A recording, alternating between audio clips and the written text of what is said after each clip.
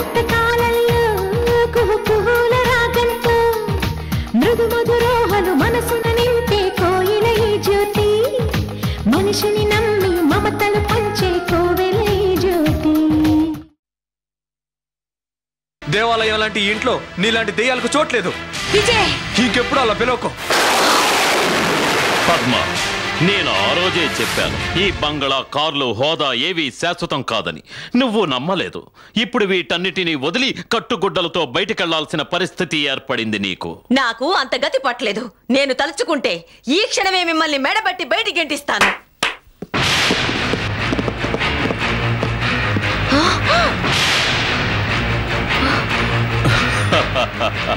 చప్పట్లు కొట్టగానే నీ రౌడీలు వస్తారని అనుకున్నావు కదూ.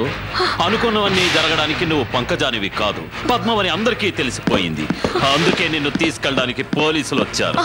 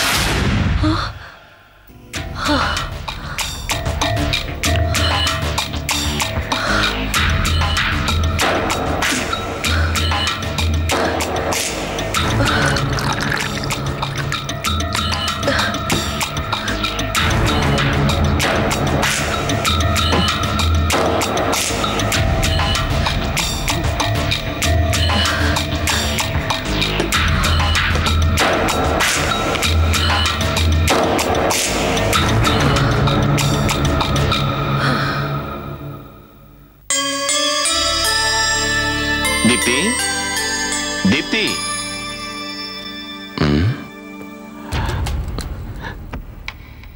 దీప్తి,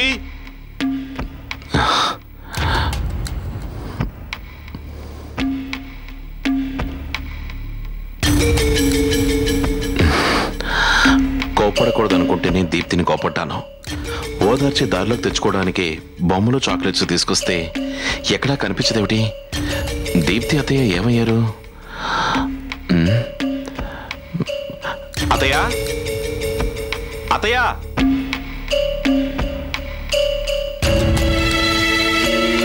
అత్తయ్య, దీప్తి ఎక్కడా కనిపించదే? మరేమో దీప్తి. ఏమైంది దీప్తికి? చెప్పండి. కంగారు పడకండి, దీప్తికి జ్వరం వచ్చింది. జ్వరమా?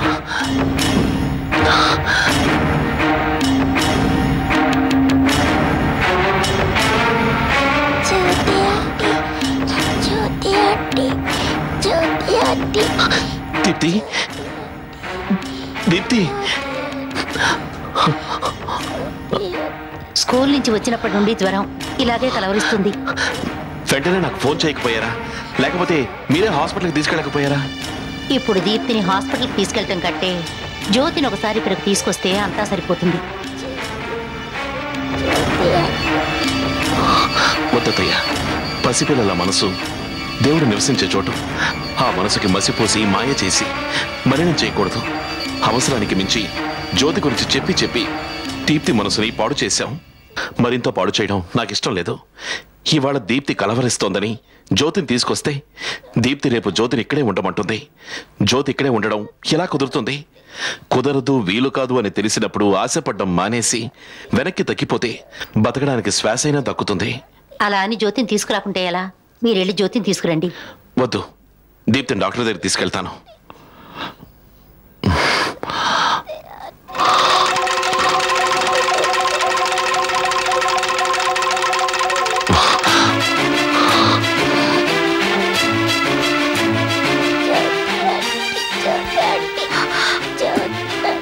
దీప్తి, దీప్తి,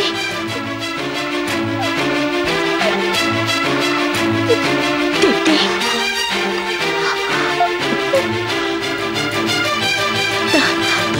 డాడీ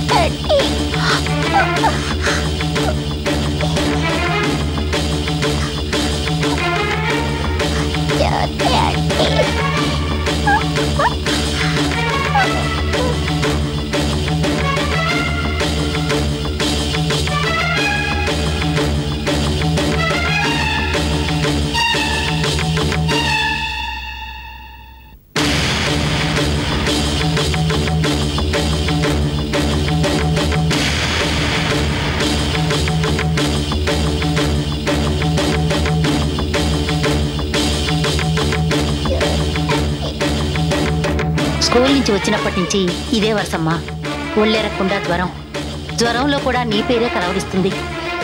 ఎందుకో పొద్దున్నుంచి నాకు కూడా దీప్తిని చూడాలని మరీ మరీ అనిపించింది. అందుకే మనసు నిలుపుకోలేక వచ్చాను.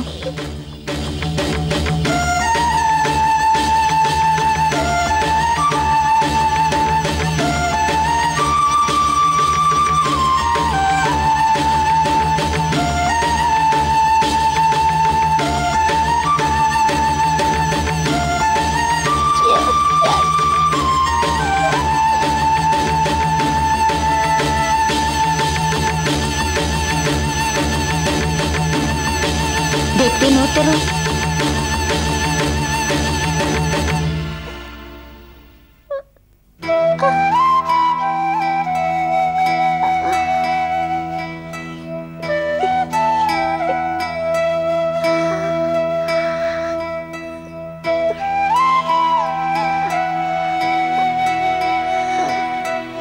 నా మనవరాలి ప్రాణం నిలబెట్టడం కోసం ఆ దేవుడే నిన్ను ఇక్కడికి పంపించాడమ్మా.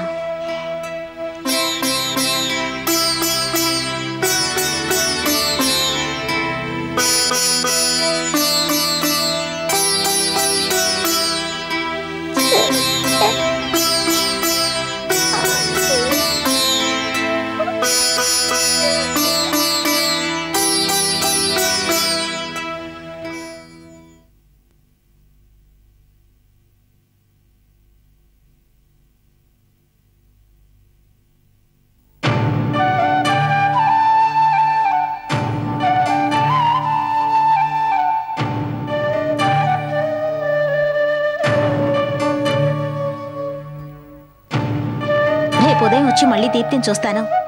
దీప్తి అడిగితే చెప్పండి, వస్తాను.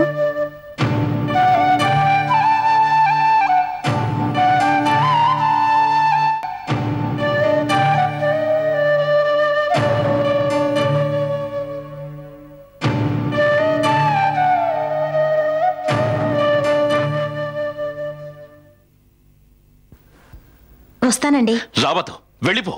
ఇంకెప్పుడు మా ఇంటికి రావద్దు. దీప్తి పసి మనసులో లేనిపోని ఆశలు రేపదు.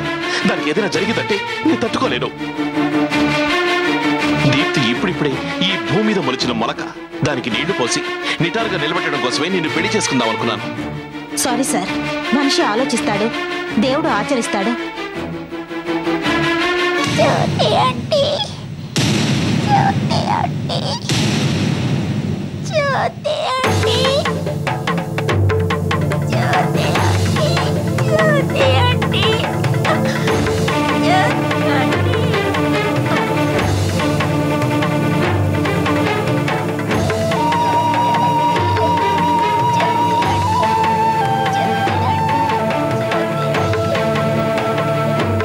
దీప్తి,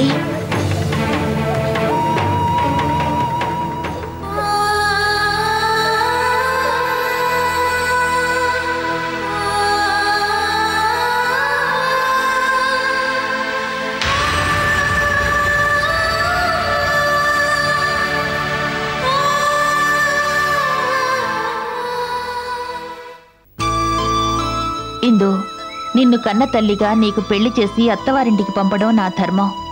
అంతేకాక నీకు పుట్టిన పిల్లలతో ఆడుకోవాలని నాకు ఆశగా ఉండదా చెప్పు? అమ్మా, నేను పెళ్ళే చేసుకోను అంటం లేదు, ఇప్పుడు చేసుకోను అంటున్నాను. ఇందు, అడిగాననుకోవద్దు.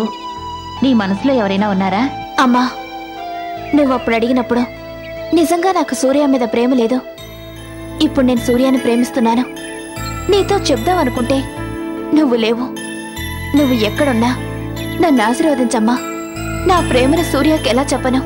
ఇన్ని ఫ్యాక్టరీలకు ఓనర్నైనా ఆడపిల్లని కదా, ముందుగా నేను ఎలా చెప్పగలను? Indu, good morning sir. Good morning. Indira గారు లేరా? ఎక్కడికి వెళ్ళారు సార్? ఎక్కడికి వెళ్ళారు తెలీదు సార్.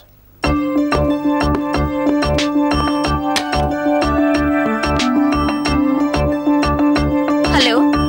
శాంతమ్మా, నేను సూర్యని మాట్లాడుతాను. ఇందిర అక్కడుందా? లేదు సార్. లేదా? సరే, సెల్ తీసుకెళ్ళారా? తీసుకెళ్లారు సార్.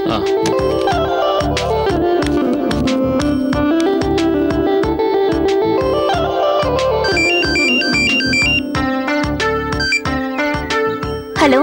గుడ్ మార్నింగ్ ఇందు. సూర్య, నీకు నూరేళ్ళ ఆయుష్. నీ గురించి ఆలోచిస్తున్నాను. ఇంతలో నువ్వే ఫోన్ చేసావు. ఇందు, ఆఫీస్లోనూ లేవు, ఇంట్లోనూ లేవు. ఎక్కడున్నావు? నిన్ను సర్ప్రైజ్ చేయబోతున్నాను. నీతో ముఖ్యమైన విషయం మాట్లాడాలి.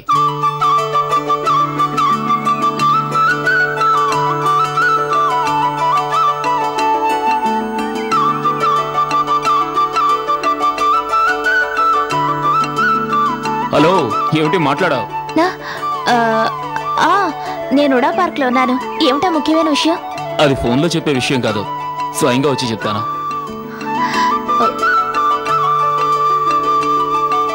సరే, తొందరగా బయలుదేరరా. వచ్చే ఆ విషయం ఏమిటో చెప్పు. ఓకే.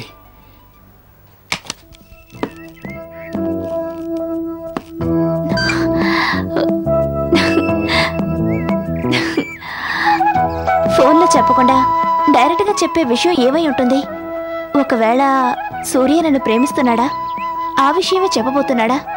ఇక్కడికొచ్చి ఐ లవ్ యూ అంటాడా? అప్పుడు నేనేమనాలి?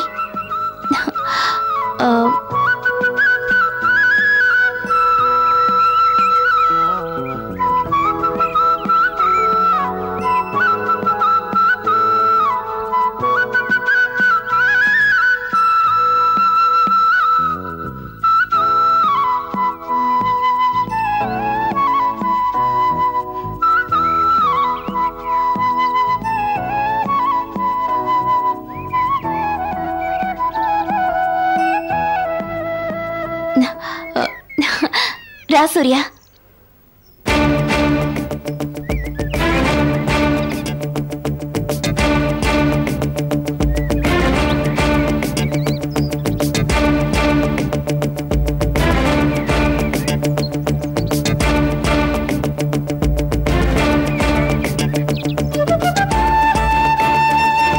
ఏంటి సూర్య? 1 minute. పర్వాలేదు, ధైర్యం కలవాడే. ప్రేమ లేఖ రాయడమే కాదు, తీసుకొచ్చిస్తున్నాడు. ప్రేమైనా జీవితమైనా ధైర్యం గలవాళ్ళకి.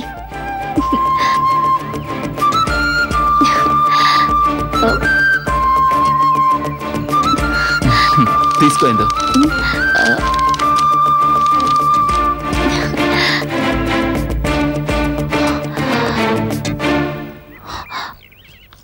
కంగ్రాచులేషన్స్ ఇందు. ప్రతి ఏడాది ఏపీ ఛాంబర్ ఆఫ్ కామర్స్ వారిచ్చే బెస్ట్ చైర్పర్సన్ అవార్డు ఈ సంవత్సరం నీకు ప్రకటించారు.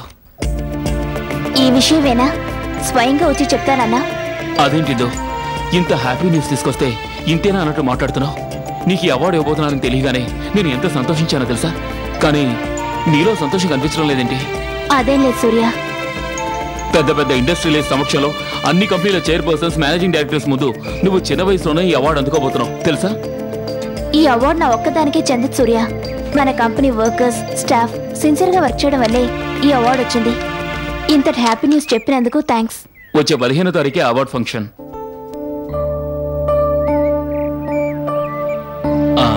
సరే, నాకు కాస్త పనుంది, వస్తానండి. నువ్వు ఈ పార్క్లోంచి బయటికి వెళ్ళగలిగావు గాని నా మనసులోంచి ఎప్పటికీ బయటికి వెళ్ళలేవు సూర్య. బతుకులో కొన్ని తీయటర్థాలు మనం తీయకుండానే వస్తాయి. వదినా, మా క్లాస్ స్టూడెంట్స్ అందరూ ఎక్స్కర్షన్కి వెళ్తున్నారు. నేను వెళ్ళనా? ఎక్స్కర్షనా? ఎక్కడికి వెళ్తున్నారు? ఋషి వ్యాలీ.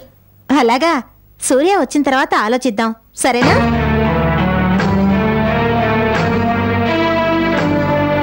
రా తులసి, కూర్చోడానికి రాలేదు. అవును, డాక్టర్ నీకేం చెప్పింది? 7వ నెల వచ్చే వరకు జాగ్రత్తగా ఉండమని, హైరాణ పడొద్దని చెప్పింది. మరెందుకు వచ్చావు? కబురంపితే నేనే వచ్చేదానిగా. నువ్వు ఆ ఇంటికి రాకూడదనే నేను ఇంటికి వచ్చింది. అక్క, ఏమిటా మాటలు? వదింత అలాగేనా మాట్లాడేది? నోర్మయ్, వేరేడంత లేవు, నాకే చెప్తున్నావా? పో లోపలికి. రేఖ, నువ్వు లోపలికెళ్ళు. ఏమిటి తులసి ఎలా ఉన్నావు? ఏదైనా ప్రాబ్లమా? అవును. చెప్పు తులసి, ఏమిటి నీ ప్రాబ్లం? నాకున్నది ఒకే ఒక ప్రాబ్లం, అది నువ్వు. నేనా? అవును, ప్రేమించిన వాడిని పెళ్లి చేసుకున్నానే కాని ఇంతవరకు నేను సుఖపడలేదు. కారణం ఎవరో తెలుసా జ్యోతి? నువ్వు. నిజానికి మా అత్తగారు మంచిదే. ఆవిడ నన్ను కష్టపెట్టడానికి కారణం ఆవిడకు నీకు మధ్య ఉన్న పాత కక్షలు. పాత కక్షలా? అవును, మా పెళ్లికి ముందే నీకు మా అత్తగారికి మధ్య శత్రుత్వం ఉంది. అందుకే ఆవిడ మా పెళ్లికి ఒప్పుకోలేదు. ఆవిడ మీద కక్ష సాధించడం కోసం నువ్వు దగ్గరుండి విజయ్కు నాకు పెళ్లి చేశావు. ఆవిడ అహం మీద దెబ్బ కొట్టావు. నీ మీద చూపించాల్సిన కోపం అంతా ఆవిడ నా మీద చూపిస్తోంది. మా అత్తగారు చెంపదెబ్బ కొట్టినా వాతలు పెట్టినా అవన్నీ నీ మీద కోపంతోనే కానీ నేనంటే ఇష్టం లేక కాదు. చెప్పు, ఈ ప్రాబ్లమ్స్ అన్ని నీ వల్లే కదా. నిన్ను సాధించలేక ప్రతి క్షణం నా మీద కక్ష సాధిస్తోంది మా అత్తగారు. ఇప్పుడు మా ఆయన్ని జైల్లో పెట్టించడానికి కారణం ఎవరు? నువ్వు. వదినా వదినా అని నీ వెనకాలే తిరిగినందుకు నాకు బాగా శాస్త్ర జరిగింది. నీ వల్ల మేలు జరుగుతుందనుకున్నాను కానీ నా బతుకులో మన్ను పోసుకుంటున్నాననుకోలేదు. తులసి, ఉండండి, నేను జ్యోతితో మాట్లాడుతున్నాను. మధ్యలో మీరు కల్పించుకోవద్దు. నువ్వు మా అన్నయ్యని పెళ్లి చేసుకున్నావు. వాడితో ఒక్కరోజు కాపురం చేయకపోయినా వాడి కట్టిన తాళి వేసుకొని తిరుగుతున్నావు. నీకేదో అన్యాయం జరిగిపోయిందని జాలిపడి మా అమ్మ నిన్ను చేరతీస్తే కోడలి అంటూ ఈ చూరు పట్టుకుని వేలాడుతున్నావు. ఇప్పుడు నాకు అర్థమైంది, నువ్వు కోడలివి కాదు, ఈ ఇంటికి పట్టిన పీడవు, నా కాపురానికి పట్టిన చీడవు. ఏం సాధిద్దామని నువ్వు ఇంట్లో ఉంటున్నావు? గంతకు తగ్గ బొంతల ఎవరో ఒకరిని కట్టుకొని నీ బతుకు నువ్వు బతకొచ్చు కదా. తులసి, ఇందాక నుంచి చూస్తున్నాను, నువ్వెవరితో మాట్లాడుతున్నావో తెలుసా? తెలియకే ప్రభావతి కూతురు జ్యోతితో మాట్లాడుతున్నాను. తులసి, ఒళ్ళు పొగ ఎక్కిందా? దారి తెన్ను లేక మీరు దిక్కులేని అనాథాల్లో ఉన్నప్పుడు ఈ ప్రభావతి కూతురే మీ అందరికి దిక్కై నిలిచింది. ఉన్న ఇల్లు కూడా పోయి మీరందరూ నడి రోడ్డుకు వచ్చే పరిస్థితిలో ఈ ప్రభావతి కూతురే ఈ ఇంటిని మిమ్మల్ని కాపాడింది. అమ్మా, ఏమిటో మాటలు? ఊరుకో. నేను ఊరుకోను. నువ్వే ఊరుకో జ్యోతి. విలువలేని మనుషులకు మణిదీపంలో ప్రకాశించే వజ్రం విలువ ఎలా తెలుస్తుంది? తులసి, శుభకార్యమే జరగని ఈ ఇంట్లో కోడలుగా ముందుండి మంజు పెళ్లి జరిపించింది ఈ ప్రభావతి కూతురే. ప్రేమ ప్రేమంటూ తిరిగిన నీ బతుకు పాడైపోకూడదని దగ్గరుండి నీ పెళ్లి జరిపించింది ఈ ప్రభావతి కూతురే. మీ అందరి ఆనందం కోసం నా కూతురు తన ఆశలు కూడా చంపుకొని కొవ్వొత్తిలా కరిగిపోతుందే, అలాంటి నా కూతురు నీకు పేడైపోయిందా? అమ్మ తల్లి, నీకో దండం. మా కోసం నీ కూతురు తన ఆశలు చంపుకోనక్కర్లేదు, కొవ్వొత్తిలా కరిగిపోను అక్కర్లేదు. చక్కగా తన దారి తనను చూసుకోమని చెప్పు. మా బాగోగులు మేం చూసుకోగలం. చూడు జ్యోతి, నువ్వు మాకు మంచేమీ చెయ్యక్కర్లేదు, చెడు చెయ్యకుండా ఉంటే చాలు. దయచేసి మమ్మల్ని వదిలే.